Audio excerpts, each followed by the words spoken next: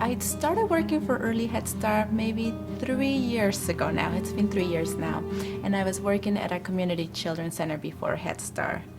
And working for this other place was very different than working for Early Head Start. It felt to me back then that I had a lot more freedom to teach, that my philosophy was very embraced, that allowing children to play and explore was something natural, that I didn't have to check in with anyone. It felt like I had a lot of freedom.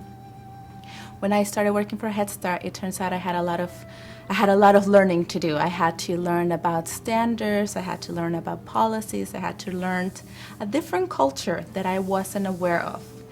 And I've also had to, at Early Head Start, I have many hats. I have the family social worker for my families, the teacher director for the program. I hold a primary care group. So within the bigger group, we have small groups, and we call them primary care. So I'm in charge of 4 children, even though I'm in charge of everyone. But those are my 4 babies and families. I do home visits, so I'm considered a home visitor for Head Start as well.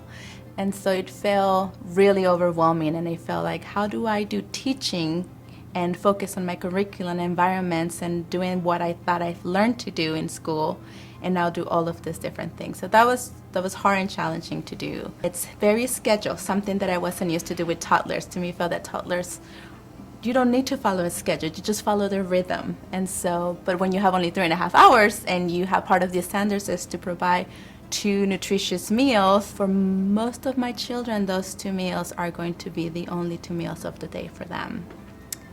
I've learned that for most of the children, this is the consistency place, not only for them, but for their families. So the standards are starting to make sense to me. Everything has started to click. We went back to our mentors and had a lot of conversations, and I really had to take ownership on really, okay, I'm part of this program now. I needed to sort of mourn to not being part of the other program. That was important for me to move on, to sort of go, that was your identity then, and this is you now.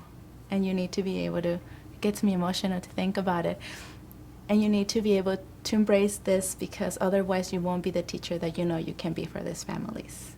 That was then, this is now. This is the task now. And once I embraced it, I was able to go back to those standards, read it, ask questions, talk to my managers, ask questions, figure it out my job, understand it better. You do want your managers on board. That's something very important. And they wanted to be on board. It's not that they didn't want. I really do take ownership that I didn't know. I didn't know, and I needed to know. So I learned to be very humble too. And so just explain my managers, and they really gave me the green light. They really said, what you're talking about is what we want. It turns out we wanted the same thing. So it's good to have a good relationship with your managers. And what I've learned is, if you present, it's their job, it's about finances, budget, keeping us open, keeping us in standards, and that's their job, and I respect their job. And my job is to provide a safe environment for children. And they also want that too as part of their job. So I've learned to see them as my allies rather than sort of fighting with each other, because we want the same thing. So that was useful to do.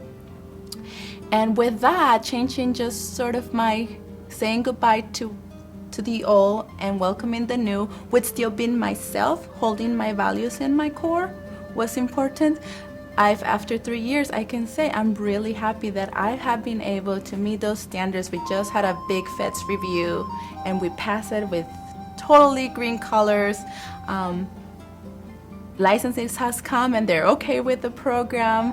And so what I've learned is that I can do this new culture without letting go of myself. I had to tweak a little bit, but it's possible. It really, really is. It wasn't easy, but I needed to be open to, yeah, you made a mistake there. I just needed to be open to accept that I'm not perfect, that my philosophy is not the only way, that there are other ways. So a very humbling experience. And at the end, what the purpose of all, I think that I like to believe that when teachers go into this field is because they want to really be a part of children's life and make a difference. And I think about Alice Miller when she talks about being the witness for a child. I feel that teachers, we are that witness for most of those children. And I'm able to be the witness of all these children and families, presenting, giving what I know in my heart is what they deserve. And they're worth all of that. Do you feel overwhelmed by the demands of your job? Do you have increasing numbers of program and educational standards that you are required to meet? How do you interpret the intent of those standards? How do you hold your vision and also meet standards?